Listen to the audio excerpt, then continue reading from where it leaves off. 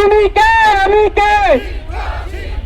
আমার মতে এরকম 14,500 পরিবারের মধ্যে অনেকেই আছে যারা চাকরির রিটার্ন দিয়েছে। আমার মতে এরকম 2-4টা লেটার নিয়ে ঘুরতেছে, অর্থাৎ তারা এই প্রাইমারিতে যোগদান করবে বলে তারা অন্যান্য চাকরিতে যোগদান করেনি। তো সেই চাকরিতে যখন আমরা যোগদান করতে পারতেছি না, মাননীয় মন্ত্রী মহোদয় আমাদেরকে কেন যোগদান দিচ্ছে না, আসলে আমরা বোধগম্য নই। তো আমরা চাই দ্রুত যেন আমাদের এই যোগদান দিয়ে দেয়। আমরা আমাদের ক্লাসরুমে ফিরে যেতে চাই, আমরা আমাদের পরিবারকে শান্তিতে রাখতে চাই। একটা সরকারি চাকরির জন্য আমরা কত সংগ্রাম করেছি। আমার বয়স প্রায় 28+।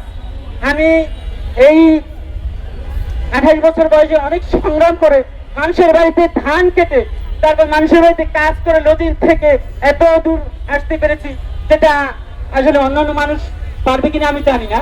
তবে আমার মধ্যে এরকম অনেক শিক্ষার্থী আছে যারা রিক্সাওয়ালার ছেলে, কৃষকের ছেলে, তেলের ছেলে, তাদের হাতে এরকম অ্যাপার্টমেন্ট কার্ড ছিল, কিন্তু তারা অন্যান্য চাকরিতে যায়নি শুধু এই প্রাইমারিতে যোগদান করবে বলে।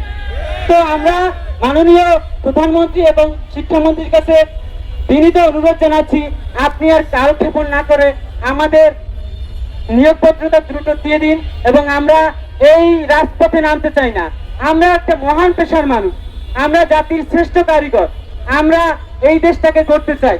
তো সেই হিসেবে আপনি আমাদের নিয়োগটাকে আটকিয়ে না রেখে দ্রুত যোগদান করার অনুমতি দিন।